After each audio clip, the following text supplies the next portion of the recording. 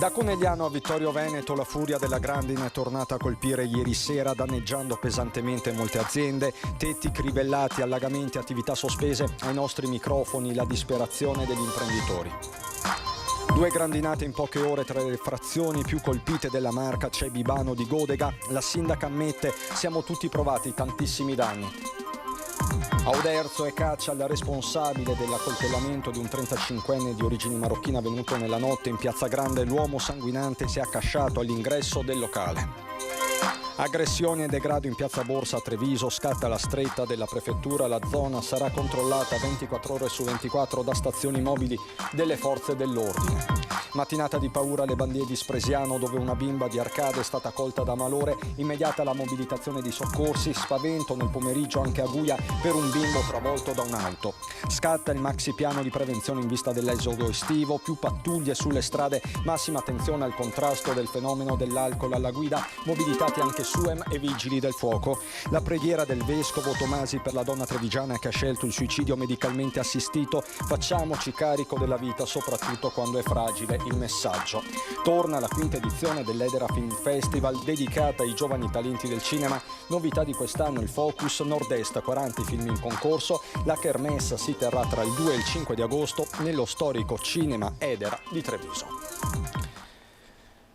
Bentrovati, buonasera telespettatrici, telespettatori di Antenna 3. Ancora una volta il maltempo in apertura di questa nostra edizione trevigiana dei telegiornali, perché vento e grandine non danno tregua al territorio e si continuano a contare i danni. Questa volta particolarmente battuta la zona tra Conegliano e Vittorio Veneto. Ci sono tantissimi, troppi imprenditori disperati.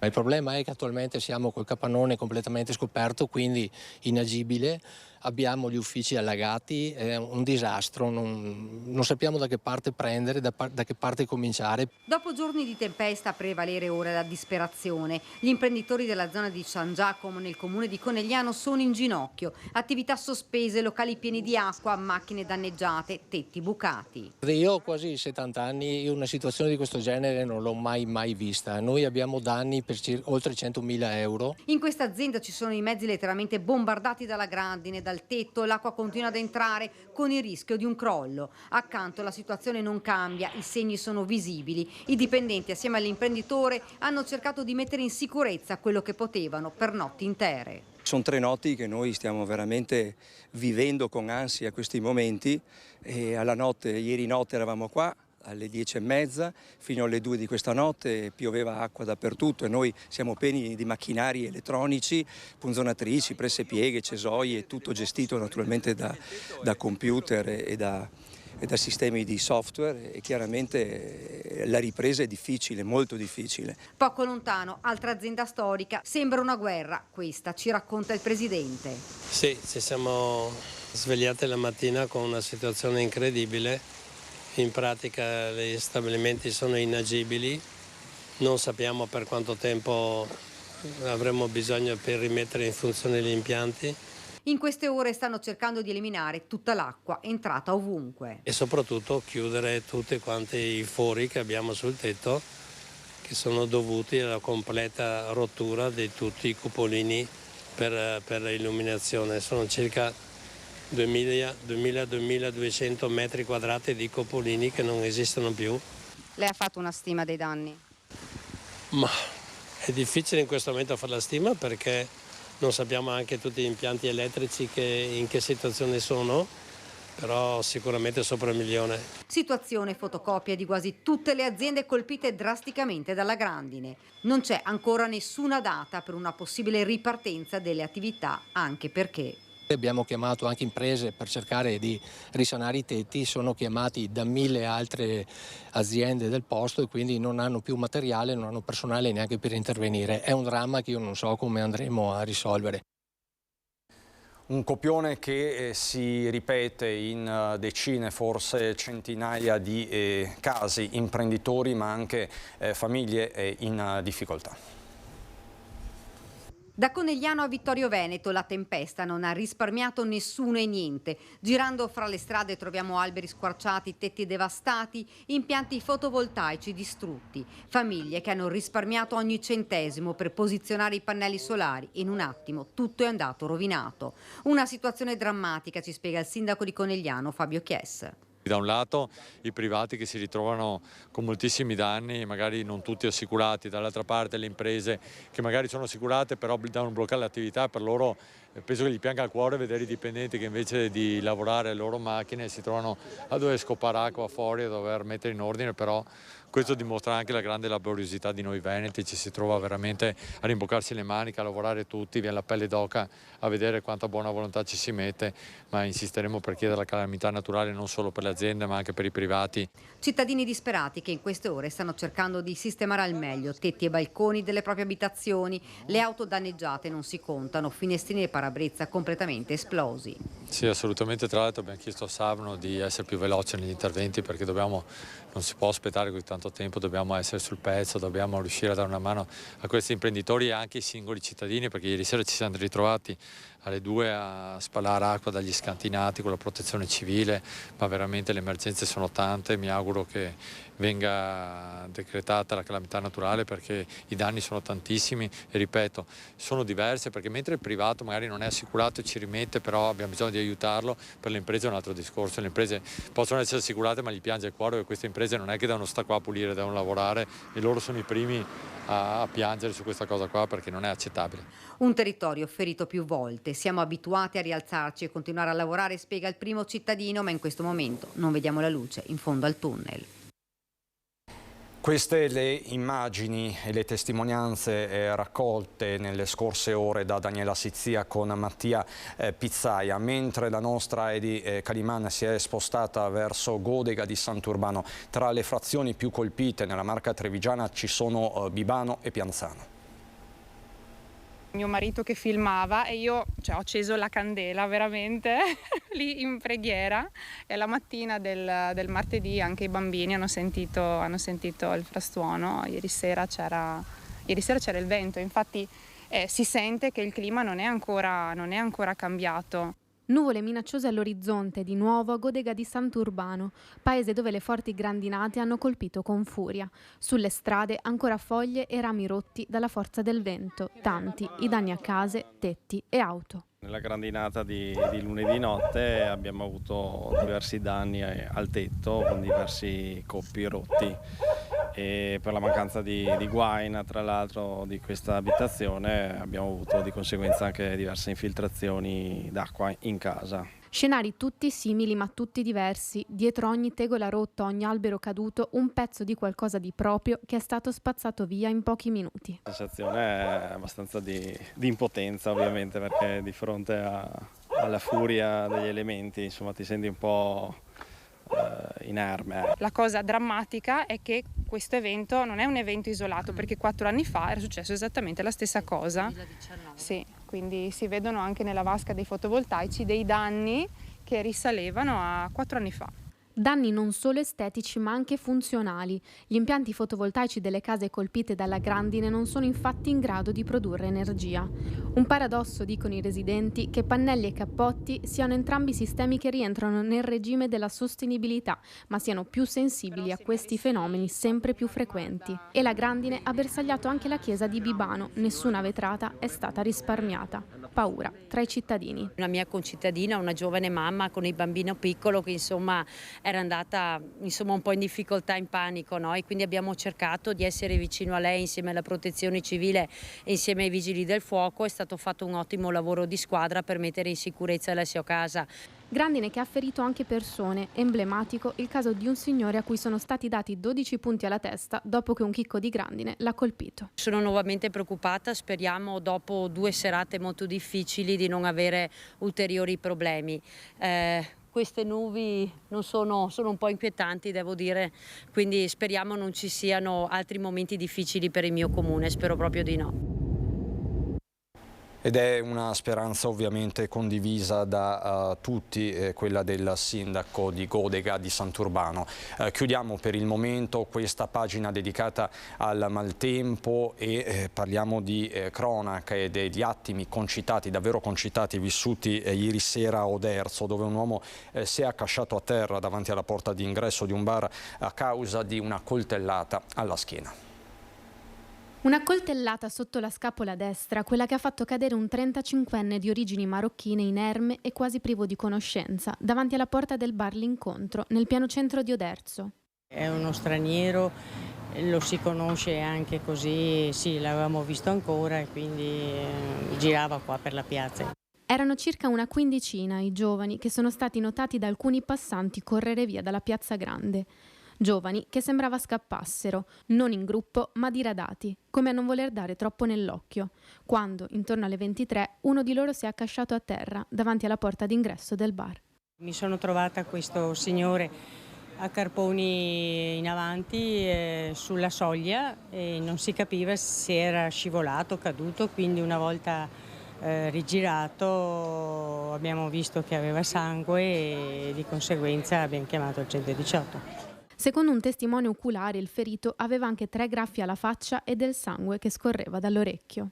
Sembrava scivolato sulla soglia, mentre invece era caduto da ferita, insomma, che poi rigirato per aiutarlo ci siamo accorti che aveva sangue e quindi tolto lo zaino, aveva la maglia piena di sangue e alzata la maglietta, quindi avevamo proceduto già prima a chiamare il 118, subito come era caduto perché aveva sangue al volto.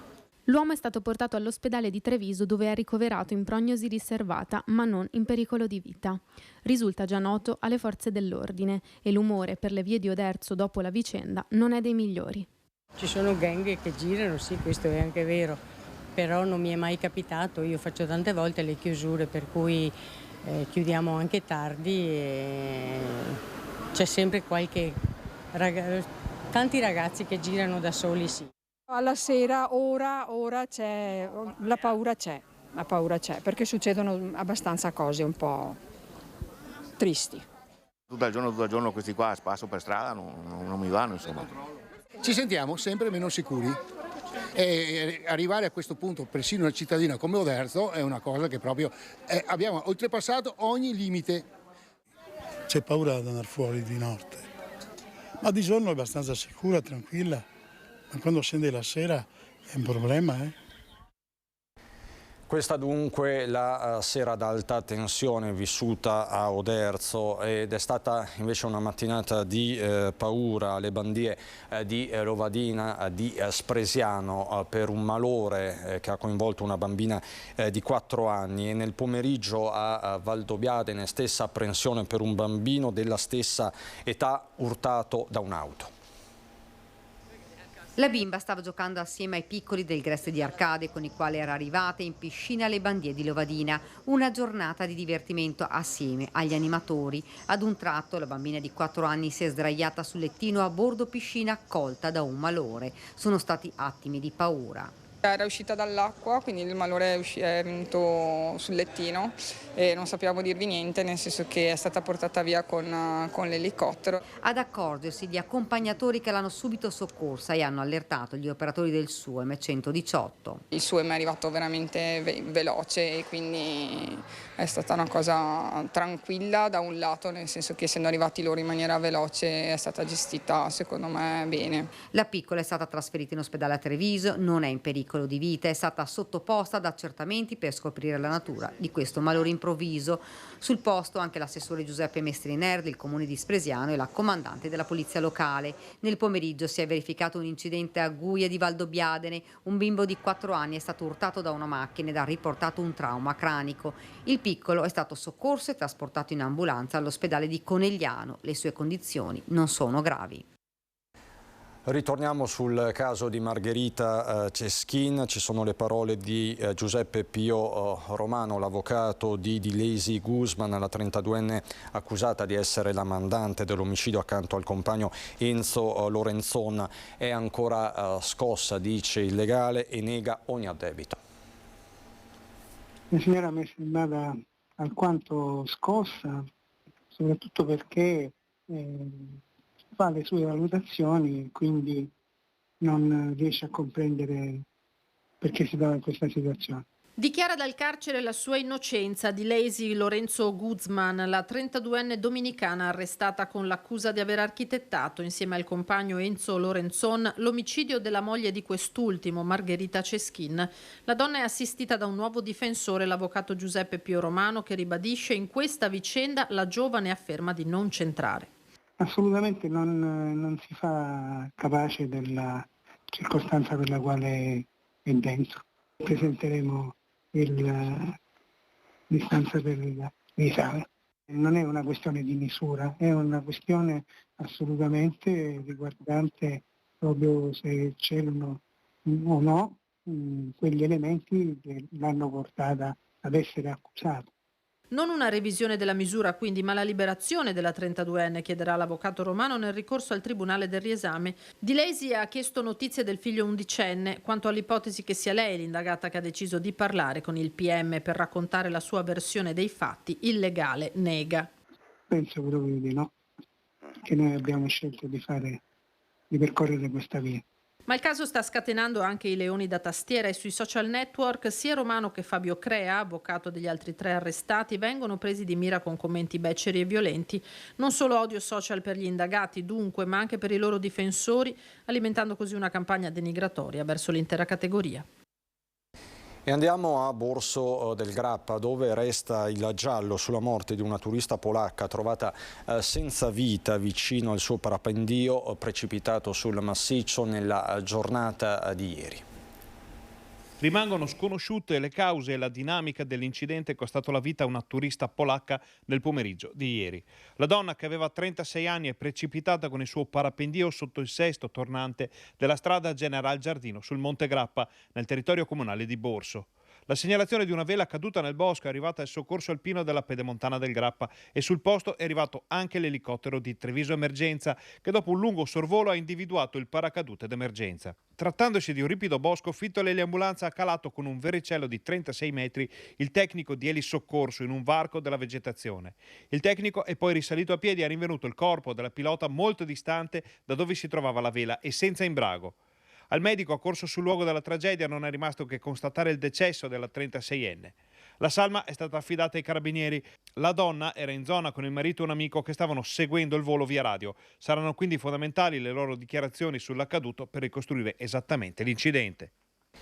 Risse e degrado in piazza Borsa, siamo nel cuore di Treviso, scatta la stretta della prefettura in 2 mosse, stazioni mobili 24 ore su 24 ed ASPO urbani. C'è anche l'appello del sindaco Mario Conte. Tecnicamente non si può definire un presidio fisso, ci saranno delle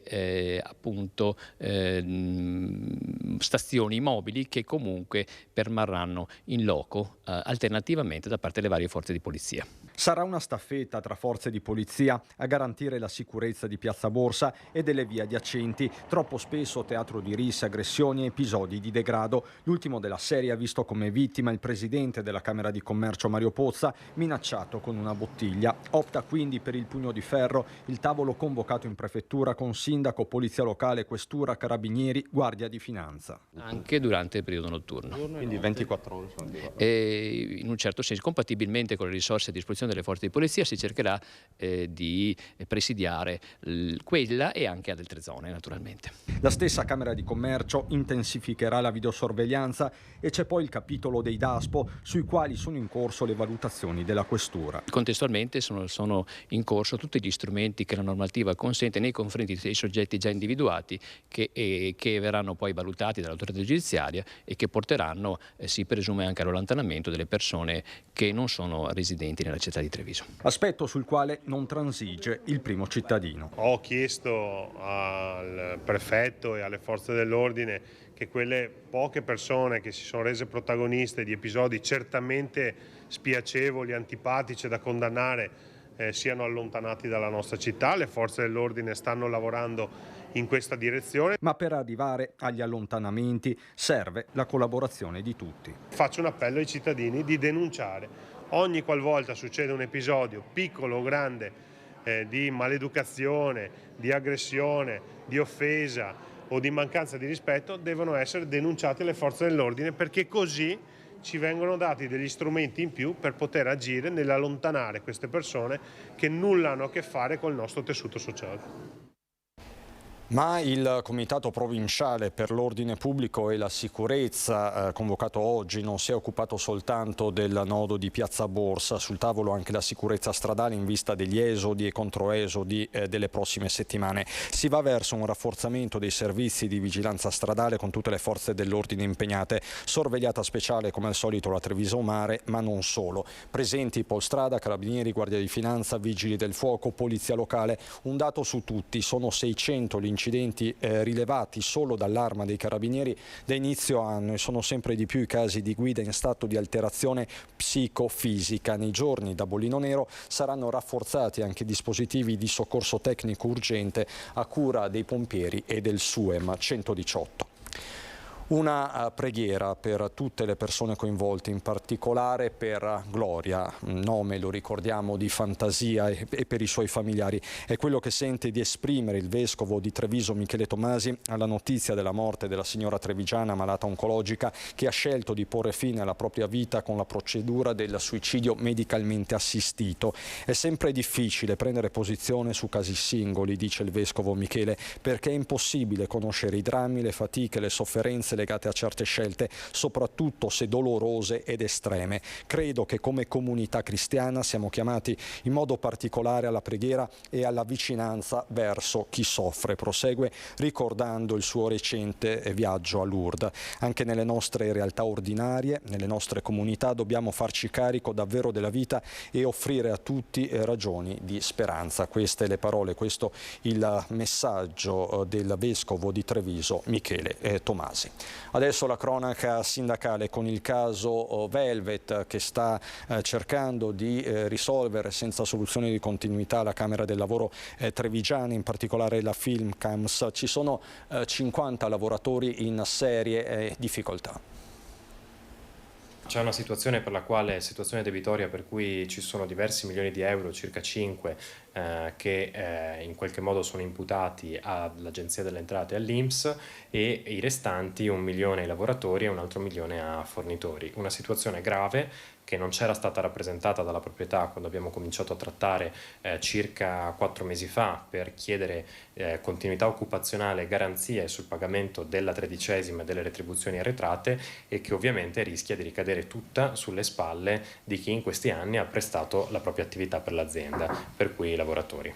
Una nuova udienza per la verifica dei crediti è stata fissata per metà novembre, ma la situazione debitoria di Velvet Media, società di marketing di Castelfranco Veneto, per cui è stata dichiarata la liquidazione giudiziale nell'aprile scorso, appare già pesantissima. Per i sindacati oltre ogni più nera aspettativa. A noi preme molto la situazione dei lavoratori, che è molto esposta. Si tratta di circa una 50ina di lavoratori che per diverso tempo e a vario titolo hanno lavorato per Velvet, che sono esposti per circa 1 milione di euro. Sembrano dunque lontani i tempi in cui Velvet Media, con il suo titolare Basselbeck Duns, annunciava la rivoluzione dell'orario di lavoro, con la gestione dei tempi in capo ai lavoratori. Buona pratica che aveva fatto il Giro d'Italia. Il colpo decisivo sarebbe arrivato con il Covid e i relativi insoluti. Ora almeno in 50 vedono un futuro nero. I lavoratori avanzano a vario titolo cifre dai 4.000 ai 40.000 euro. Il fondo di garanzia dell'INPS garantisce nei limiti di alcuni massimali il TFR e 2 retribuzioni, e quindi probabilmente molti lavoratori nell'ambito del fallimento potrebbero non veder in qualche modo riconosciuti i propri crediti nei confronti dell'azienda e perdere anche cifre significative. Quindi niente, cercheremo di fare del meglio attraverso i nostri legali per recuperare i crediti da lavoro. E noi ritorneremo a Castelfranco, ma per parlare di politica, del caso Marcon, che sembra essersi risolto fra pochissimi istanti.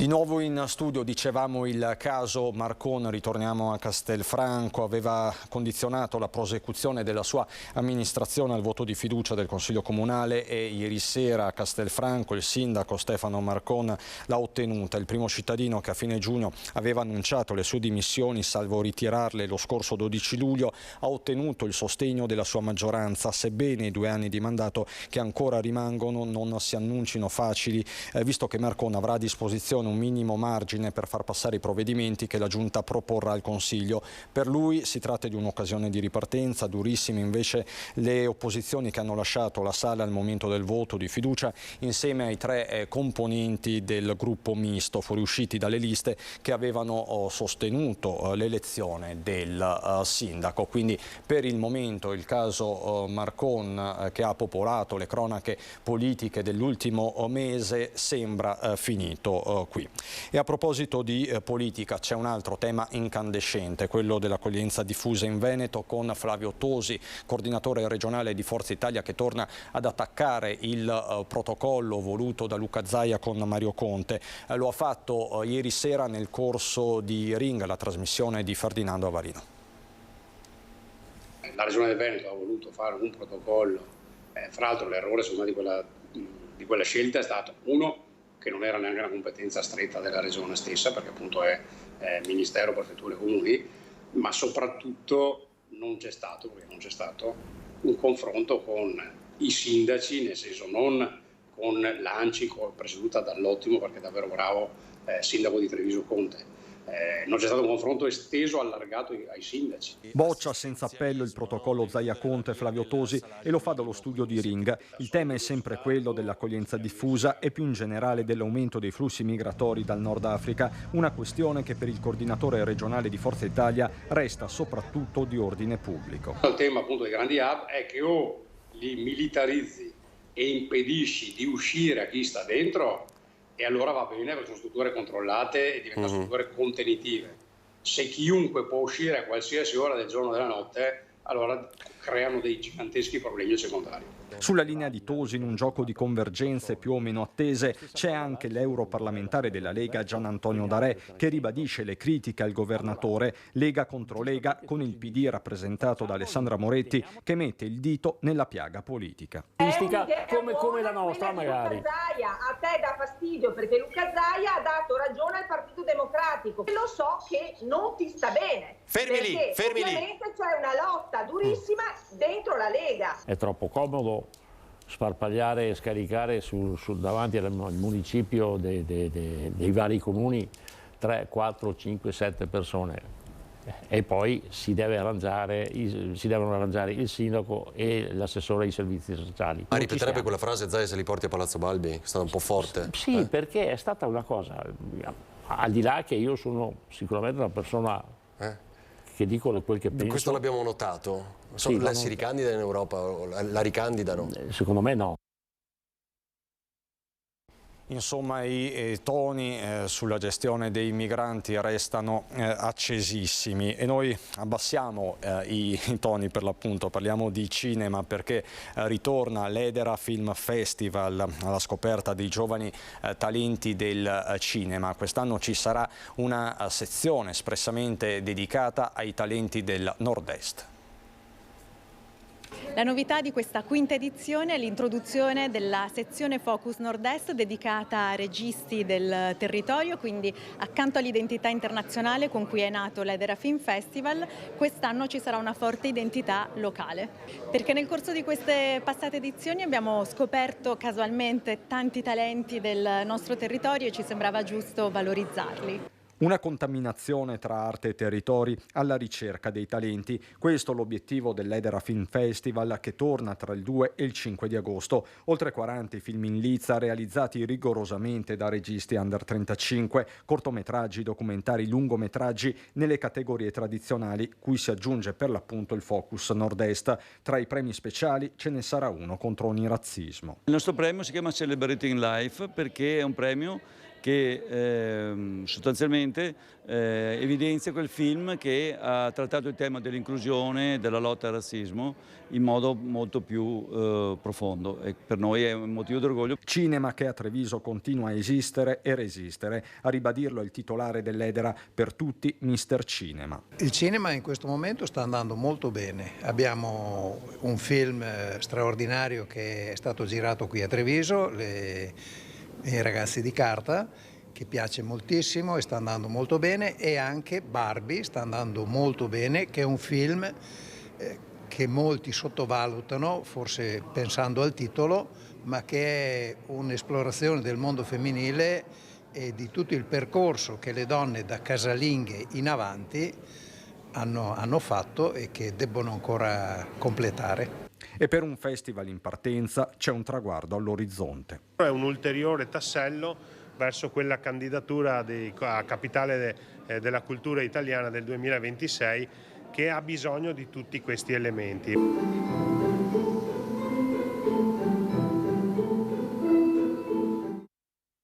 E noi adesso andiamo a Belluno.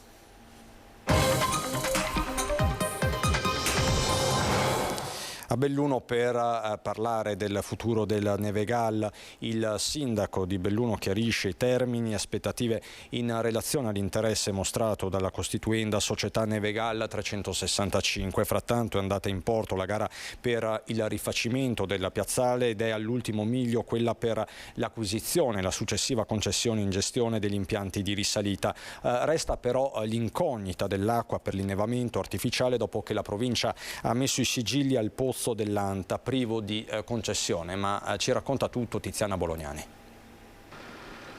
È volontà dell'amministrazione mostrare che siamo vicini al Nevegal, non a parole ma con i fatti. Così il sindaco di Belluno, che stamattina a margine della conferenza convocata per annunciare l'avvio da sabato prossimo del servizio navetta Belluno-Nevegal, ha chiarito il percorso che negli ultimi mesi ha visto Palazzo Rosso interfacciarsi con un fondo di investimento internazionale intenzionato a dare una svolta al colle bellunese. Hanno così dimostrato e rappresentato molto interesse per investire qui nel nostro colle, quindi nel Nevegal, in vista sempre come indotto degli eventi del 26, quindi siamo una provincia olimpica e paralimpica e vogliono essere partecipi di uno sviluppo di un pezzo del nostro territorio. La nascita ufficiale della società Nevegal 365 SRL è attesa a breve, dopodiché, spiega De Pellegrin, potrà svilupparsi un progetto condiviso con chi vive in Nevegal, vi opera e lo sostiene. Da Palazzo Rosso la richiesta che la società sia italiana. Io credo che sia una buona prassi, perché società ce ne sono tante, non ho dubbi su nessuna, però credo che avere una società italiana, quindi nostra, che possa avere anche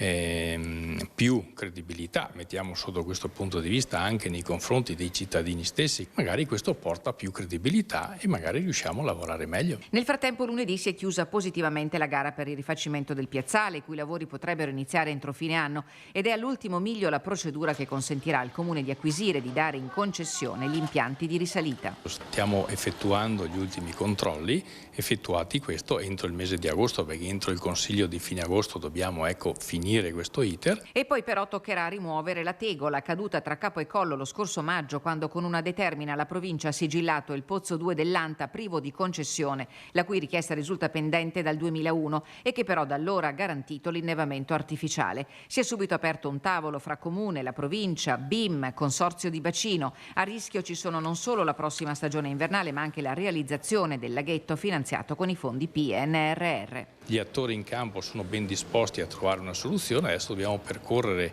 delle vie obbligate per assolutamente percorrere velocemente per non salvare assolutamente la stagione invernale prossima.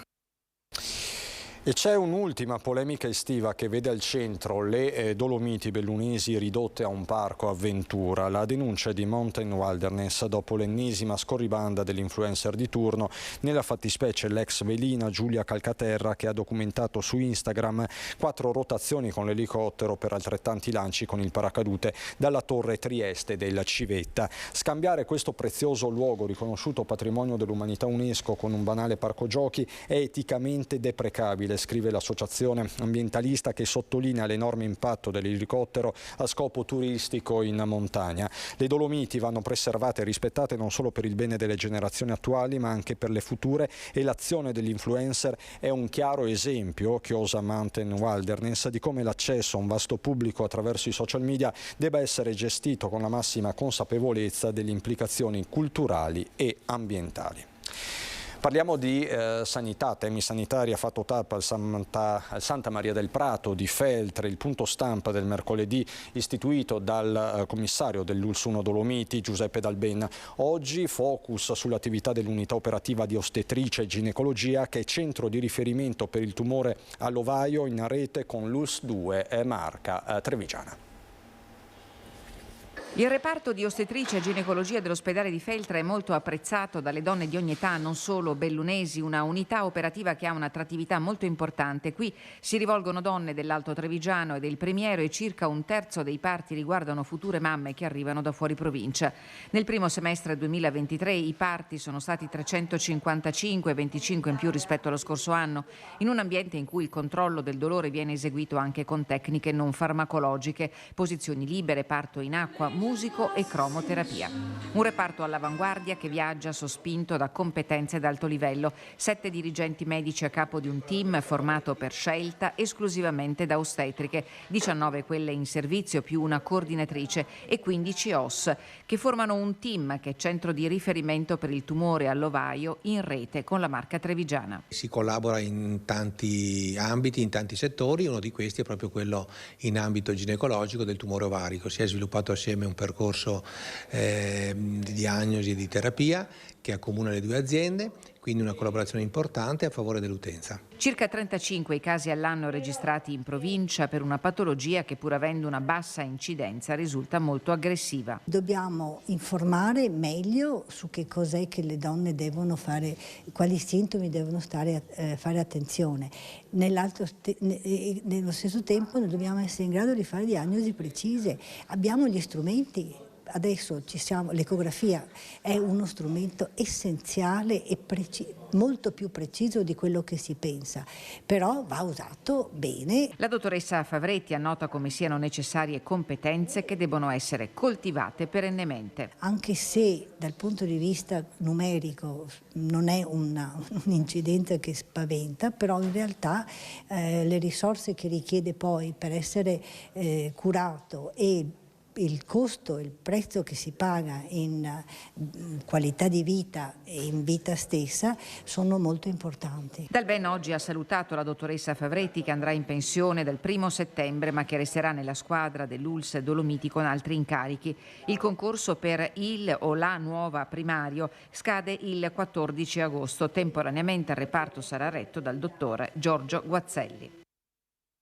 Una notizia di economia: Sipao e sezioni tessili di Confindustria Belluno Dolomiti si fondono per dare vita a una nuova fase per il mondo associativo degli imprenditori che allarga il proprio orizzonte anche allo sport system. È nata la sezione occhialeria moda sport, la cui guida è stata affidata all'imprenditore cadorino Erminio Davia. Una sinergia che guarda lontano, dalla transizione 4.0 alle Olimpiadi di Milano Cortina 2026, e questo all'insegna del Made in Italy più autentico. Quindi questa è la nuova fase avviata nel mondo associativo industriale bellunese.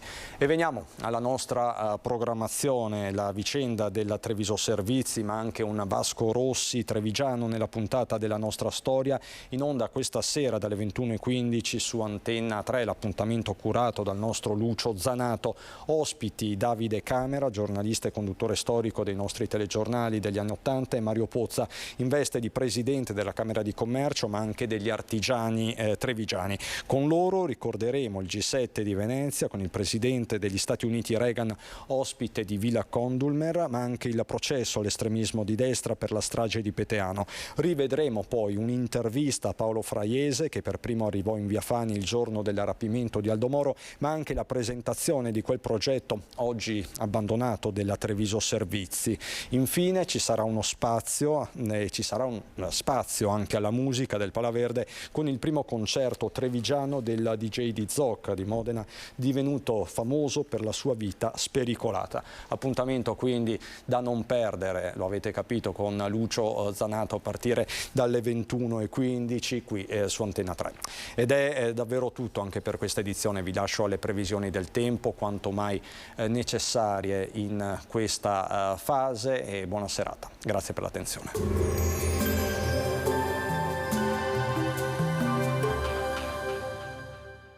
Entra nel mondo Lolato. Da oltre 40 anni un team di professionisti per migliorare la qualità della tua vita. Centro del piede con servizi di podologia. Laboratorio per la produzione di plantari e calzature su misura. Bentrovati al meteo. L'anticiclone delle Azzorre farà la sua comparsa sul Mediterraneo, rimpiazzando completamente quello africano. Stop al grande caldo e tempo in genere buono. Vediamo il dettaglio. Sul Veneto la grafica di giovedì 27 luglio evidenzia un ampio soleggiamento, cielo in prevalenza sereno o al massimo poco nuvoloso, specie in corrispondenza dei rilievi, ma senza piogge associate.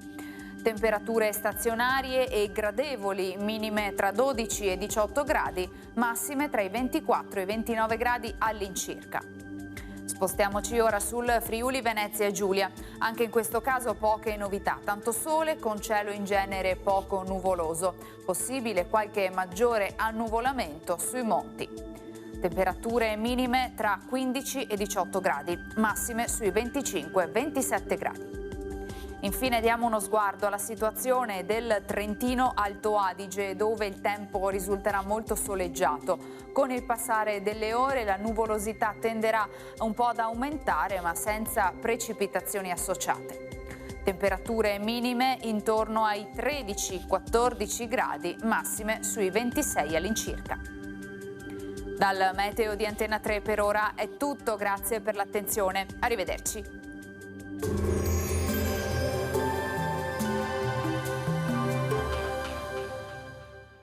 Busti, tutori e protesi di arto personalizzati. Ortopedia e sanitaria Lolato. A Treviso e Montebelluna. Lolato, soluzioni per star bene.